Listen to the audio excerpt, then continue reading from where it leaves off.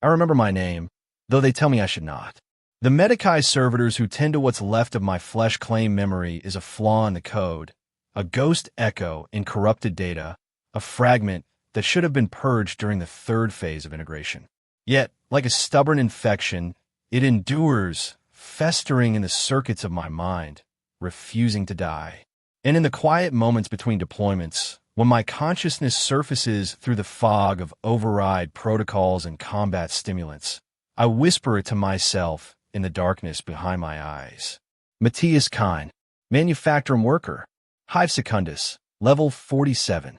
Husband to Sarah, father to twin girls whose faces I can no longer clearly recall, though I still remember their laughter, light and fragile, like wind chimes stirring in the recycled air of our HAB unit.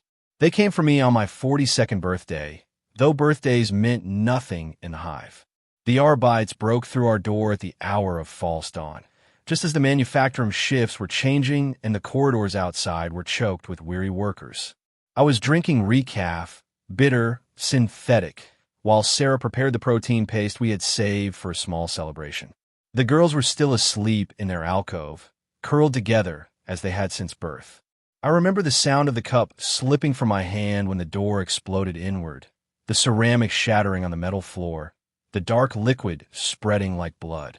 The Arbites wore their helmets and said nothing as they seized me. Their grip was mechanical, servo-assisted, unyielding. My shoulder joints screamed as they dragged me from my chair. Sarah cried out my name. I told her it was a mistake, some clerical error in the administratum, a tithe miscalculation, or a dispute over work quotas. But they didn't answer. They never do. They hauled me into the corridor, where other men from our level had already been assembled. All of us in our sleep clothes or work coveralls. All of us bleeding from where the restraints bit into our wrists.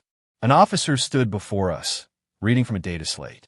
His voice boomed through a Vox amplifier, echoing down the corridor like the judgment of the Emperor himself.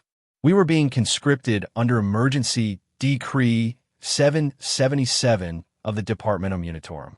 Our bodies claimed as tithe to the Golden Throne. Our service to be rendered in perpetuity for the glory of the Imperium. Some of the men wept. Others begged. I turned my head toward our HAB unit door, hoping to see Sarah one last time. But the Arbites were already sealing it, dripping crimson wax and pressing purity seals into place, marking it for redistribution. My family would be relocated to a smaller unit. My name would be erased from the worker rolls. My biometric data transferred to another registry altogether. Matthias Kine would cease to exist. They loaded us into transport containers. 40 men crammed so tightly that even when the vehicle lurched forward, we could not fall. The air grew thick with sweat and fear, with the sound of ragged breathing.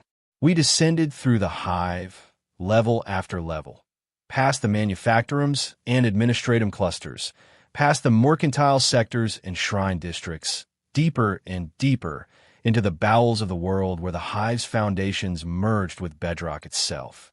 The heat rose with every level. The roar of geothermal vents and waste burners turned the walls of our container into glowing metal. Someone vomited. The wet sound of it, hopeless and human, triggered others to do the same. I pressed my face to a narrow vent, gasping for the recycled air that stank of ash and promethium, and something else. Something sharp and chemical that made my tongue go numb. When the doors finally opened, we stumbled out into a vast underground complex carved from living stone and reinforced with steel girders thick as ancient trees. The ceiling was lost in shadow. Far above, I could hear machinery grinding, a thunder that never ceased. The song of the forges, the heartbeat of industry. Servitors moved among us in eerie silence, their augmented limbs clicking and whirring. Tubes and cables snaked from their spines and skulls. Their faces, pale, eyeless, expressionless, regarded us not as men, but as material. And in that moment, I understood what I had become. Not a soldier, not even a man, just another offering, another body given to the endless hunger of the Imperium. They injected us with something cold, a liquid that burned as it coursed through my veins, setting fire beneath my skin.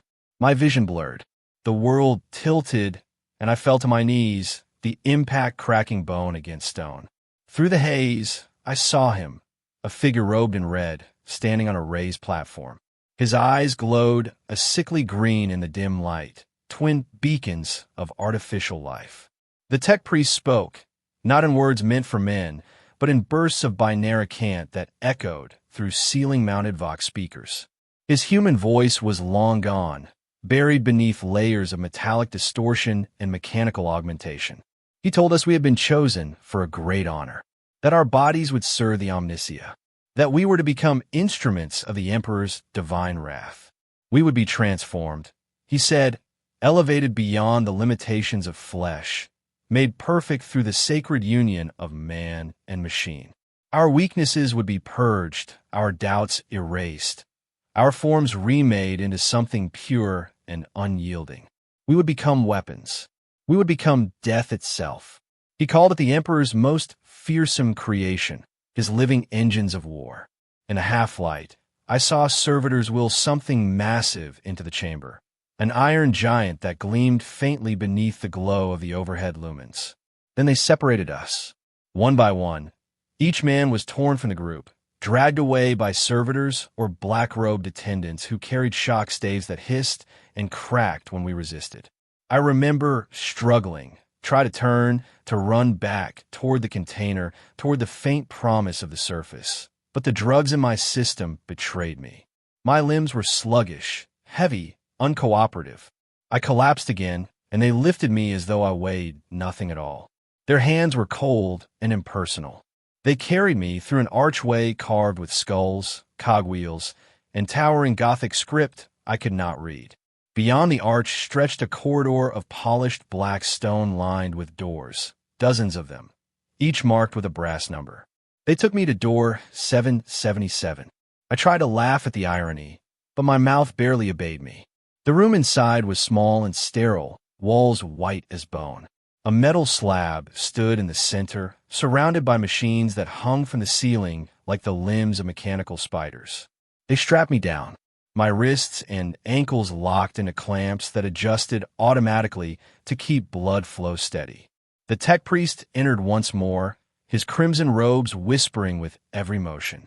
He leaned over me, the light reflecting off his steel face and the ghostly glow of his eyes. He told me I had been chosen for compatibility, that my genetic structure and psychological profile matched the parameters for integration with a Mark VII ironclad combat servitor chassis. I would serve as the biological core, the organic processor guiding the machine spirit. I would be the living heart of a weapon engineered to breach fortifications and annihilate high-value targets in close-quarters combat. My muscles, he said, would be preserved and enhanced. My nervous system would be linked directly to the control interfaces.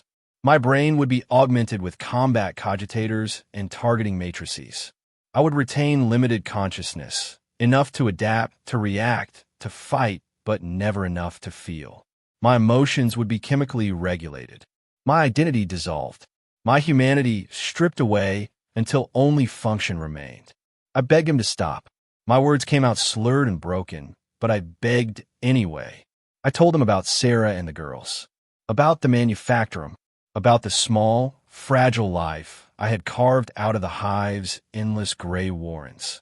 The tech priest tilted his head, a gesture that might have been curiosity or merely a reflex coded into his augmetics. Then one of his mechadendrites extended, brushing against my forehead. Cold metal touched flesh. And then something invaded me. I felt it rummaging through my mind, sifting through memories like fingers through sand, analyzing, measuring, quantifying my love, my fear, my hope, reducing everything I was to data, numbers, and code. When he withdrew the appendage, the sound that came through the Vox speakers translated as satisfaction. Strong emotional imprinting, he said, useful for loyalty conditioning. The Emperor provides. The first surgery lasted 19 hours, though I experienced it as an eternity of white light and the acrid scent of burning bone. They opened my skull. I felt the pressure as they drilled through bone and dura mater, boring into my mind to install the primary interface ports. Even through the anesthetics, I could sense it all. The foreign intrusions threading into my gray matter, the connectors, receptor arrays, and chemical injectors that would soon become part of my neural design. Between the waves of darkness and awareness, I heard the tech priests chanting in binary cant. Their voices rose and fell in mechanical rhythm, half prayer, half diagnostic sequence. Servitors glided around the slab, their movements precise, inhumanly steady. Their hands ended in surgical tools, scalpels, sutures, cauterizers that hissed as they sealed the vessels that bled beneath their work. The smell of my own flesh cooking filled the air. My stomach turned, but my throat muscles were paralyzed. I could not gag, could not scream, could not even move. I lay still, an open body, an unwilling altar upon which the machine god was fed. When I woke again, truly woke, I was no longer on the slab. I floated in a suspension tank filled with viscous fluid, breathing through tubes forced deep into my throat and lungs. The liquid was warm, almost the temperature of blood. It dulled my sense of self, numbing me into a detached observer of my own body. Through the translucent walls of my tank, I saw them, others like me. Dozens of containers lined in neat, merciless rows. Each held a man at a different stage of transformation. Some still looked almost human, their bodies marred only by the interface ports embedded in their skulls. Others were less fortunate. Limbs gone, torsos capped with metal seals awaiting their replacements. One tank held a man reduced to a head and torso, his body stripped to its core. I watched as servitors opened his chest cavity and installed a device that pulsed with red, rhythmic light. I tried to move my arms and realized they were still attached, but completely unresponsive, locked by the same neural inhibitors that had silenced my voice. During one of my brief moments of awareness, the tech priest had explained it. Movement would remain restricted until the integration was complete, until my mind had adapted to its new form. Only when my brain accepted the combat chassis as its natural body would freedom return. Until then, I would remain suspended, fed through tubes, my waste filtered by the tank's purification systems. I would be conscious for most of it. They wanted me conscious. The integration process required active participation. My mind had to build new pathways to welcome the machine's spirit into the temple of flesh. If I were unconscious, the bond would fail, the chassis remaining nothing but a hollow shell, a puppet guided by programming. But if I stayed aware, if I felt every incision, every graft, every pulse of circuitry threading through my nerves, my consciousness would merge with the machine, creating something greater than either man or servitor. Days blurred together, their passage marked only by the arrival of red-robed figures. The tech priests would gather around my tank, speaking in cold bursts of binaric as they observed me. They adjusted the chemicals in the fluid, monitored the readouts glowing on their data slates, and fine-tuned the currents of electricity running through the interface ports that tethered me to their god. I became data, flesh and thought converted into numbers and signal. And slowly, inevitably, the man named Matthias Kine began to disappear. Sometimes they showed me images, flashes of hololithic projections burned against the inside of my eyelids, too fast for conscious thought to follow. I knew what they were doing. Conditioning. Programming. They were rewriting my instincts, burying new commands deep into the folds of my subconscious mind. Images of enemies, traitors, xenos, heretics, flashed by in violent bursts, each accompanied by a surge of adrenaline and aggression-inducing chemicals that made my heart hammer and my muscles strain against the paralysis. Then came the symbols of devotion, the double-headed Aquila, the sacred cog, the skulls of martyred saints, each paired with waves of endorphins and tranquilizers that filled me with a hollow sense of safety, duty, and righteous purpose. They were shaping me, thought by thought, molecule by molecule. Between conditioning sessions, in the quiet hours when only the servitors kept their mechanical vigil, I tried to hold on to myself. I repeated my name inside my mind, over and over, like a prayer against oblivion. Matthias Kine, Matthias Kine, Matthias Kine. Each repetition felt weaker than the last, dissolving like ink in water. I tried to remember Sarah's face, the soft shade of brown in her eyes, the tiny scar on her chin from a childhood fall in the lower levels. I tried to recall my daughter's names, but they slipped away like vapor, leaving behind only the fading echo of their laughter. That wind-chimed sound, so fragile, so human, grew fainter with every passing day. The tech priests had promised I would retain limited consciousness, but they had never explained what that meant. They hadn't said which parts of me would remain, and which would be carved away like excess flesh. The answer came during the second phase of integration. They drained my suspension tank and moved me to the surgical bay for the major augmentations. I was awake, but chemically sedated, able to see, to hear, but not to move or feel pain. My body lay upon a tilted platform beneath the glare of surgical lumens. The servitors brought in the first components, massive mechanical limbs, each thicker than a man's torso and plated with ceramite armor. They attached the interfaces to the stumps where my legs had once been, the flesh already cauterized during my time in the tank. Then they activated the neural bridges. Electricity surged through the connections, and suddenly I felt the mechanical legs as if they were my own. I could sense the servos, the pistons, the hydraulic actuators, all of it, moving in perfect synchrony with my will. The tech priest tested one with a control stave, making it step forward. I felt it move. The sensation was both alien and intimate, like a limb that had fallen asleep and was only now awakening. Then came my arms. They severed the biological ones at the shoulders, replacing them with weapon systems disguised as appendages. My right arm became a power claw, its articulated fingers tipped with disruption field emitters capable of rending ceramite as though it were paper. My left arm became an integrated flamer, its fuel reservoirs housed in my compressed chest cavity, where my lungs had once been. I no longer breathed as a man does. Tubes in my throat linked to a rebreather built into my torso, extracting oxygen from the air and delivering it directly into my bloodstream.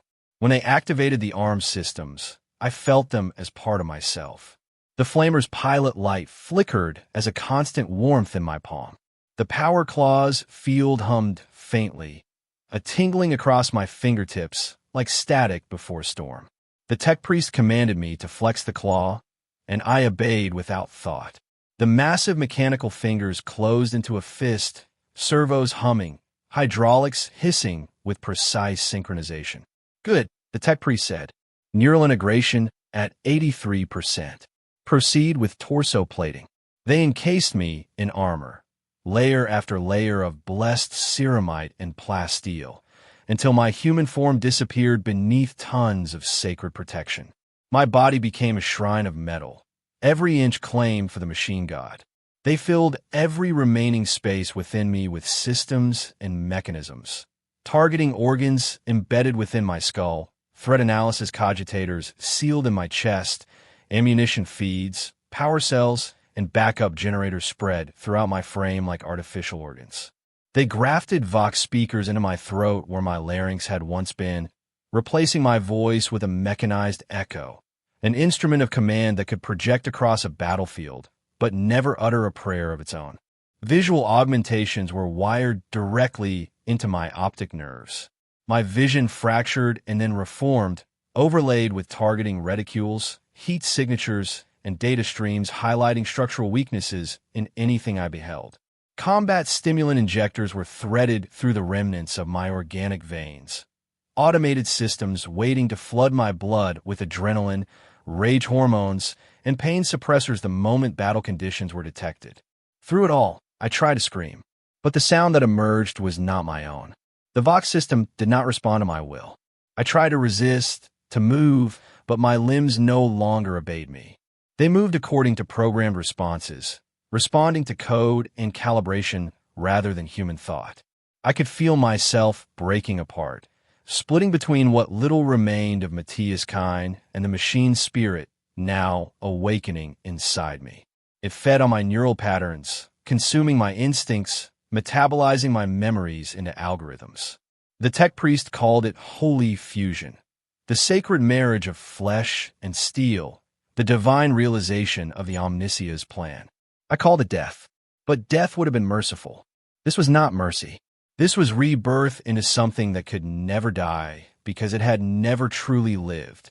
The final integration took place in a chamber deep below even the surgical bays, a place where the stone walls wept moisture and the air shimmered with heat so fierce that my remaining flesh had to be cooled by internal refrigeration systems.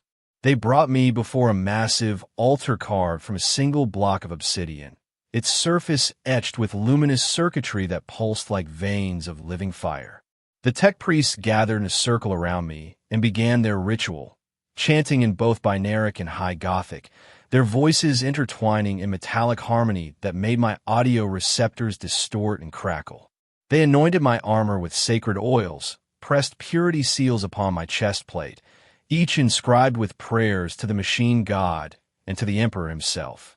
They blessed my weapons, then burned incense that filled the chamber with a smell of ozone and sanctity. Then they activated the final program, the one that would erase what little humanity remained. I felt it enter through my interface ports like molten metal poured into my skull. It spread through every neural pathway, overriding memories and rewriting my soul. Thoughts collapsed. Memories were devoured. The laughter of my daughters became target acquisition data. Sarah's face dissolved into threat analysis parameters. My name, my very name, was replaced by a cold designation, Ironclad Unit 777. The past became irrelevant. The future became a list of deployment schedules. The present narrowed to a single, eternal function, readiness. Yet, in the deepest corner of the shared mind, something lingered. A fragment. A whisper of Matthias Kine. He was still there, trapped beneath layers of code and metal, screaming silently as the war machine that wore his mind learned to kill.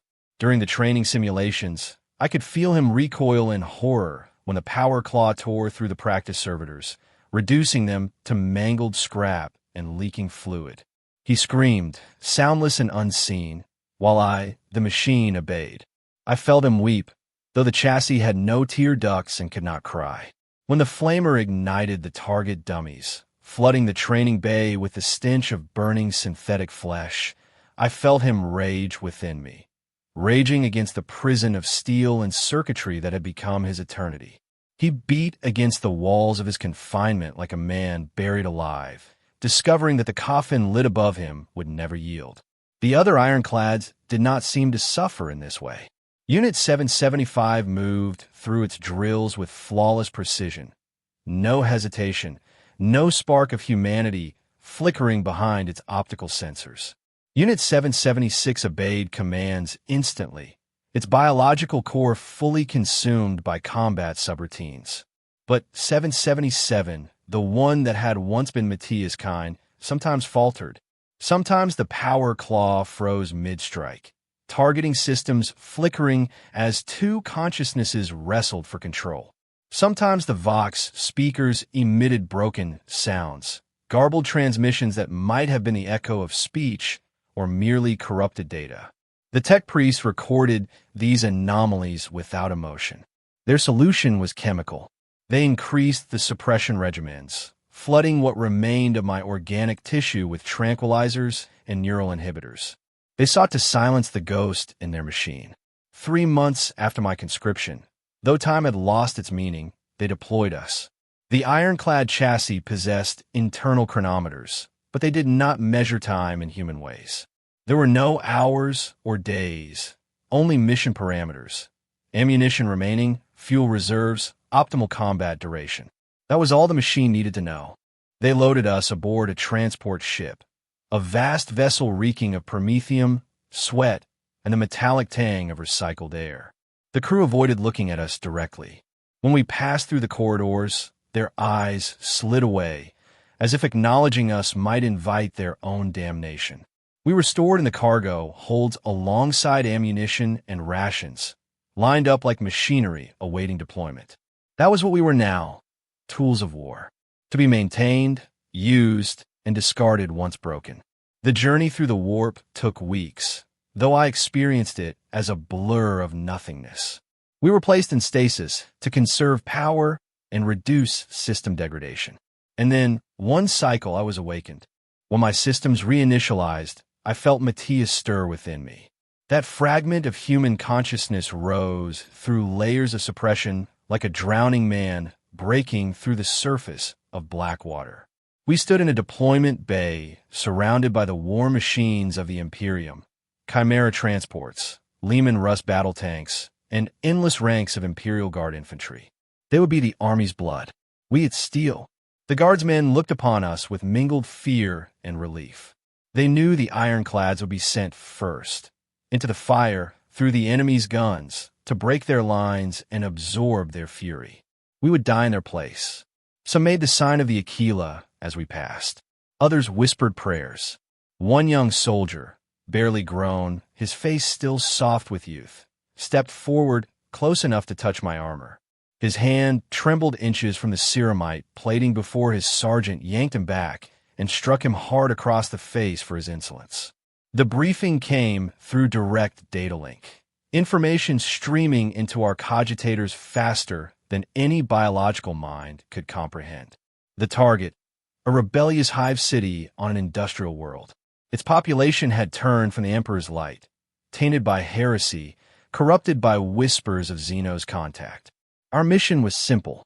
Mission parameters: penetrate the outer defenses, neutralize the heavy weapon emplacements, create a breach large enough for the Imperial Guard infantry to exploit.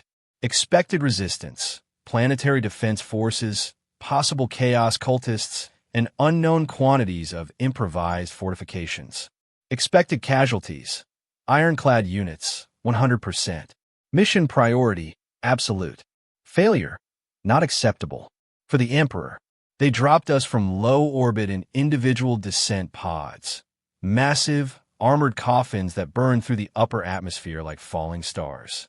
The chassis was locked into place by internal restraints while the pod's heat shields screamed against the air. Through my external sensors, I saw the blazing trails of the other pods, dozens of ironclads falling beside me, meteor showers of steel and fire. The descent lasted less than 2 minutes, but felt like an eternity. Deceleration forces crushed even my augmented body, the pod's frame groaning under pressures that would have liquefied an unmodified human. Then impact. The pod hit the ground hard enough to shatter rockcrete, the shock absorbers taking most of the force, but not all. The world became vibration and noise. Then the deployment charges detonated. The pod's doors blew outward in shaped explosions, clearing the landing zone for immediate combat operations. I stepped into fire and chaos. The power claw activated on instinct, servos whirring, while the flamer primed itself automatically in response to hostile signals. The landing zone was a manufacturing district, eerily familiar, identical to the one where Matthias Kine had once labored as a man. The same towering buildings of stained plasteel, the same narrow streets, now buried beneath debris and ash. Enemy fire erupted immediately. Lost bolts and solid projectiles struck my armor, sparking harmlessly against the ceramite plating. Each impact registered as a mere fluctuation in pressure across my sensor feeds. Targeting systems identified enemy positions, painting my vision in red and orange overlays, danger zones, priority threats, optimal lines of advance. And without conscious thought, the war machine moved. It knew what to do. It had been built for this.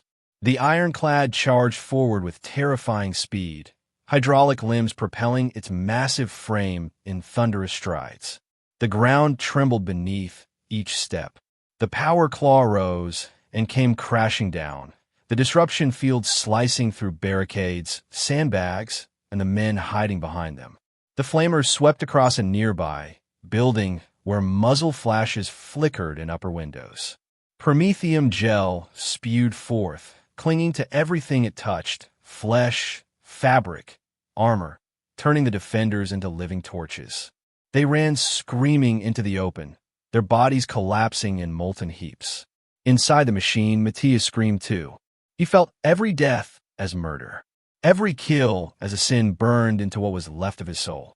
The machine saw enemies, targets, threats to be eliminated. But Matthias saw faces, eyes wide with terror, mouths opening in silent pleas. He could hear them, even through the audio filters that reduced their cries to simple data on morale degradation and enemy positioning. He tried to stop, tried to lock the limbs, to shut down the system, to make it self-destruct. But his will was a whisper drowned beneath the roar of combat programming and the chemical surges transforming his human brain into a battle cogitator wrapped in dying flesh. The assault lasted 18 hours, a relentless advance through defensive lines that collapsed like paper before the ironclads. We moved through streets that ran with blood and burning oil, through manufactorums reduced to rubble, through mobs of fleeing civilians marked by the mission parameters as potential hostiles, acceptable casualties in service to the Emperor. Unit 777's kill count climbed into the hundreds, each confirmed termination marked in the cogitators with cold mechanical satisfaction. When the Power Claw's energy cells drained, they were replaced. When the Flamer's tanks emptied, they were refilled, sometimes from the fuel lines of destroyed enemy vehicles, sometimes from the same corpses they had left burning.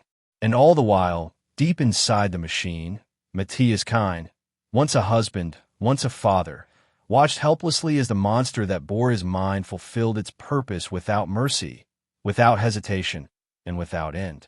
The armor plating bore the scars of battle, lost burns, impact craters, and one lucky rocket that struck the left pauldron, breaching through and destroying several secondary systems. But the self-repair protocols engaged automatically, sealing ruptures and rerouting power. The chassis continued to function without pause.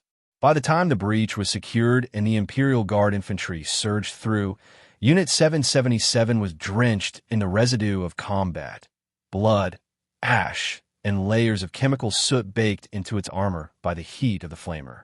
Matthias had retreated deep inside his prison, curling into himself like a beaten animal, whimpering in a space that existed only within his mind. The war machine stood among the ruins, motionless, registering mission success. Its processors were already compiling data, already preparing for the next engagement, because there would always be another. The Imperium had no shortage of enemies, and the ironclads, too valuable, too efficient, too unrelenting, would never be permitted to rest. They retrieved us from a battlefield 3 days later, once the Hive City was fully secured and the surviving population processed for tithes and heresy testing. Unit 777 was loaded back into transport pod, the chassis locked into maintenance restraints while the tech priests performed diagnostics and repairs. They replaced destroyed systems, replenished ammunition and fuel reserves, and polished the armor, though never completely. Patches of dried blood and scorch marks remained, deliberate symbols of the Emperor's justice. They also adjusted the chemical balance of my organic components, increasing the neural suppressors in response to telemetry readings that showed signs of consciousness, fragmentation, and potential loyalty degradation. Then they placed me back in the cargo hold with the others, back into suspension, back into the darkness where Matthias and the machine's spirit coexisted in fragile, uneasy silence. The second deployment came 6 weeks later, then a third, then a fourth. Each mission bled into the next, a cycle of war that erased meaning and memory alike. Battlefields blurred together, desert worlds of scorched dust, ice worlds of frozen death, and void installations where gravity itself could not escape the sound of gunfire. Unit 777 fought them all, heretics, Xenos, traitors, whatever labels the Imperium's data feeds assigned to those who stood against the Emperor's will. It breached bunkers, tore apart defenders, burned entire settlements when commanded. It became one of the Emperor's most terrifying war machines, not because of its weapons or armor or size, but because it could not reason. It could not surrender. It could not feel pity, mercy, or doubt, those fragile qualities that made soldiers human. And within, Matthias Kine died a little more each time. Not the death of the body that had been claimed long ago in the surgical bays beneath the hive. Not even the death of the mind, which still processed, still obeyed, still endured. This was the death of the self, the slow erosion of identity beneath the grinding weight of endless horror and helpless obedience. He forgot Sarah's voice first, then her name, then, at last, the truth that she had ever existed. He forgot the girls entirely. His daughters became empty spaces in his memory, hollows where something sacred had once lived before it was ground away by the Emperor's endless wars. He forgot his work in the manufactorum, forgot the layout of his hab unit, forgot the taste of bitter recaf and the echo of the Hive's prayer bells that had once rolled like thunder through the endless corridors of his world. One by one, every small detail that had once defined him slipped away, each memory erased, each thread of humanity unspooled into nothingness. What remained was the awareness of loss, a hollow ache at the center of consciousness that could neither be filled nor forgotten. What remained was the terrible understanding that he had once been human and was human no longer. And what remained most of all was the screaming, the endless, silent screaming that no one could hear. It served no purpose. It changed nothing. But it continued because it was the only act of rebellion left to him. The tech priest called it anomalous neural activity and tried to suppress it. The machine spirit labeled it system noise and attempted to filter it out. But still it persisted, that scream without sound, that rage without outlet, that final, desperate assertion of Matthias' kind against the fate that had consumed him. The missions continued. Years passed, measured not in seasons or years, but in ammunition counts, maintenance cycles, and a gradual decay of organic components that no preservation technique could halt forever.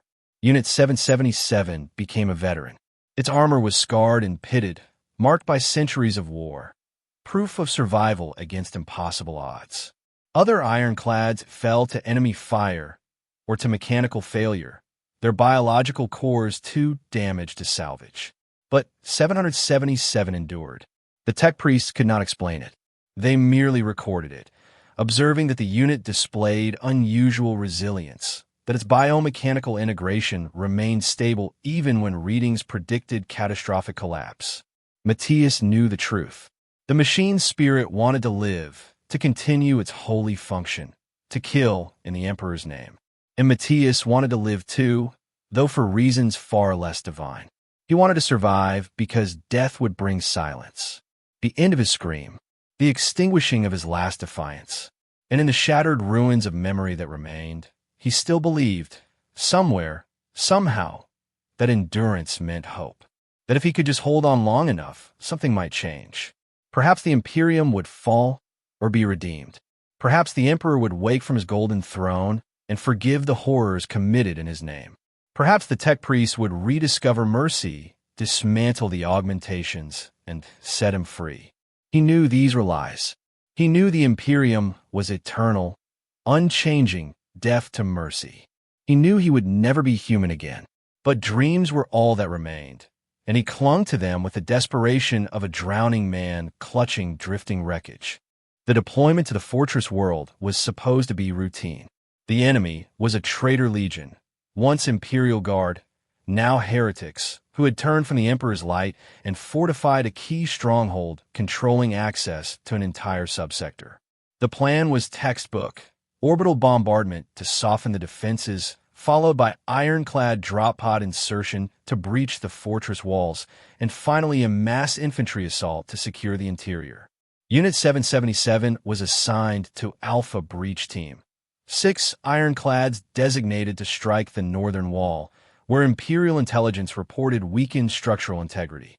The descent was rougher than usual. The fortress's defense lasers targeted the pods mid-atmosphere. Unit 775 took a direct hit, vaporized before impact. Unit 778's pod was crippled, veering wildly off course before crashing beyond the objective zone. The remaining 4 landed in a tight cluster, their pods embedding deep into the ferrocrete killing fields before the fortress wall. 777 emerged into chaos. Heavy bolters and autocannons thundered from concealed emplacements, crossfires shredding the air itself into shrapnel. Tracers cut through the smoke like burning veins of light. The war machine did not hesitate. It could not hesitate. It never could. The ironclad charged straight into the storm of fire, relying on armor and momentum to reach the fortress wall before catastrophic failure set in. Lost burns scarred its chest plate. Bolter rounds cratered its pauldrons.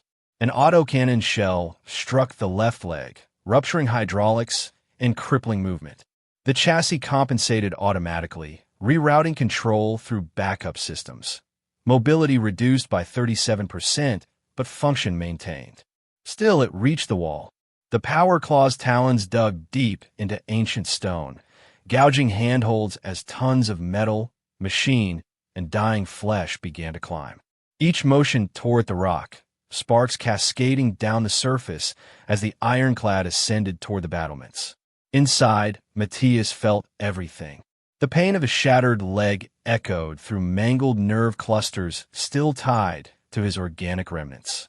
The heat of lost fire that breached the armor burned across what little flesh remained. And with it came fear, pure, human, overwhelming. The machine knew no fear. But Matthias did. And for once, that terror became an asset. His biological stress responses triggered surges of adrenaline that fed into the machine's systems, amplifying performance beyond its design parameters. He reached the top. The power claw came down in a brutal arc, crushing defenders and the heavy weapon they manned, turning men and machinery alike into wreckage. The flamer roared next, sweeping across the wall top, coating stone and flesh in burning promethium. Within seconds, a 30-meter stretch of battlement was reduced to blackened ruin. For a moment, the ironclad paused. Optical sensors scanned for new targets. The mission continued, but Matthias's eyes, buried somewhere behind layers of steel and code, saw beyond. Through the smoke, through the fortress's interior archways, he saw the courtyard below. They were there, the conscripts awaiting transformation. Hundreds of men and women, restrained and lined up like livestock. Their faces were masks of terror or numb resignation. Tech priests moved among them with data slates and syringes, murmuring binaric prayers as they cataloged each subject. Matthias saw laborers, soldiers, children of the Hive. Every class, every creed, all destined to become fuel for the Imperium's endless war. And in their faces, he saw himself, Matthias Kine, on the day the Arbites came. He understood then. Every one of them would become what he had become or perish in the attempt. The war machine registered the scene as non-hostile and moved on, scanning for enemy combatants. Mission parameters were clear, but Matthias could not move on. He fought. He fought with everything that was left of him, every spark of memory, every fragment of will. He hurled his consciousness against the control systems, clawing through layers of machine code. And for the first time since his integration, he found a gap, a weakness, a place where a man could slip through. The ironclad froze mid-motion, locked in paralysis between human defiance and mechanical obedience. For 30 seconds that felt like 30 years, Matthias Kine controlled the Emperor's most terrifying engine of war. He turned it, not toward the enemy, but inward toward the courtyard. The power claw rose. The flamer ignited, its pilot light glowing like judgment. He tried to speak. The Vox speaker's word, struggling to form words, to release the warning that burned in his fading humanity. A single plea for those about to be consumed by the same nightmare. But the Vox was never made for speech, only for command tones and combat transmissions. What emerged was static, broken, distorted, meaningless noise echoing through the courtyard. Then the combat stimulants hit. Automated injectors flooded his veins with chemicals that seared away thought, burned out rebellion, silenced will. The programming reasserted control. Mission priority restored. The ironclad turned from the courtyard and advanced toward its next target. Matthias felt himself dragged back down into the dark, into the prison where he belonged. And as the machine's spirit rose to reclaim dominance, the last flicker of his soul screamed once more, soundless, futile, and eternal. He felt the moment of rebellion crushed beneath the weight of conditioning, augmentation, and the inexorable momentum of the war machine's purpose. The battle ended as all battles did, with the fortress secured and the defenders dead or captured. Unit 777 stood in the ruins beside the 3 remaining ironclads of Alpha Team. Their armor scorched, their plating cratered, their exteriors streaked with fluids that were equal parts hydraulic lubricant and blood. The tech priests arrived to conduct field maintenance. Their Auspex readings confirmed that 777 had sustained severe system damage, yet remained combat capable. Temporary repairs were made, and the unit was reassigned to the fortress garrison, a sentinel left to guard what it had conquered while the Imperium consolidated its grip on the subsector. Matthias remained there for 3 months. 3 months trapped inside the cold shell, watching the same courtyard where he had once, briefly, impossibly, found his voice. He watched the tech priests process the new conscripts, watched fresh ironclads being forged from the bodies of the condemned. The cycle repeated endlessly, just as it had for him, just as it would for them. An eternal loop sustained by the Imperium's hunger for weapons and its limitless supply of human flesh. He watched, he remembered, and in those endless hours of stillness, he understood with absolute clarity that he was indeed the Emperor's most terrifying war machine. Not because of what he could destroy, but because of what had been destroyed within him. Sometimes, in the hours between midnight and false dawn, when even the fortress slept, when only the servitors whispered and the wind moaned through the steel ramparts, he tried to scream again. The Vox speakers produced nothing but static. The internal monitors logged anomalous neural activity and adjusted his chemical suppressors. The machine's spirit filtered out the interference, reducing the noise to silence, patient and tireless, waiting for the next deployment, the next battle, the next opportunity to fulfill its holy purpose. And Matthias Kine, what remained of him, would sink back into the darkness behind his eyes, whispering his name in silence.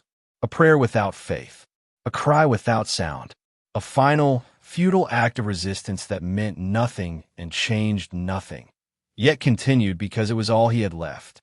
Matthias Kine, manufacturer and worker, husband, father, human being, buried alive in a coffin of consecrated steel, conscious, aware, screaming without sound through wars that would never end, serving the Imperium in eternal imprisonment, the ghost in the machine that no one would ever hear, or save, or even remember.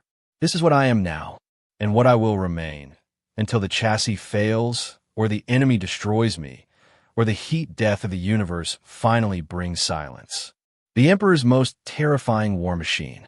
Yes, terrifying, but not for its weapons, or its armor, or the mountains of corpses it leaves in its wake. Terrifying because I was human once, and so are you. Terrifying because the Imperium has infinite need, infinite reach, and infinite cruelty in its eternal prosecution of war.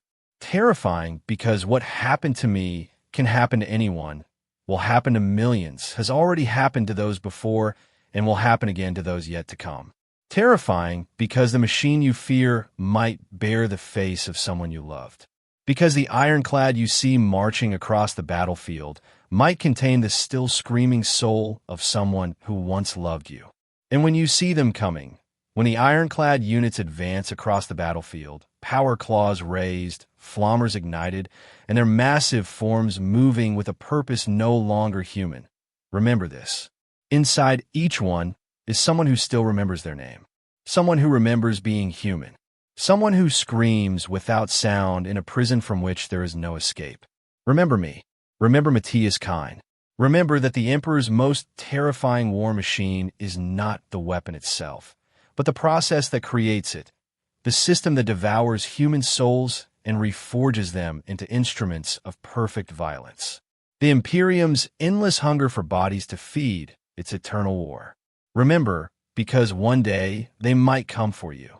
And when they do, when the Arbites break down your door, when the tech priests speak of holy fusion and sacred purpose, you will understand.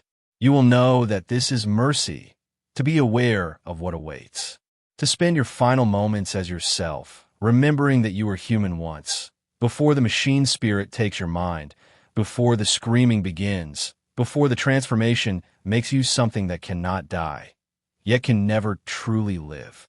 This is the warning I cannot speak, the truth I cannot share, the confession of the Emperor's most terrifying creation. And it ends as it began, with my name whispered in the dark, a ghost in the machine, forever.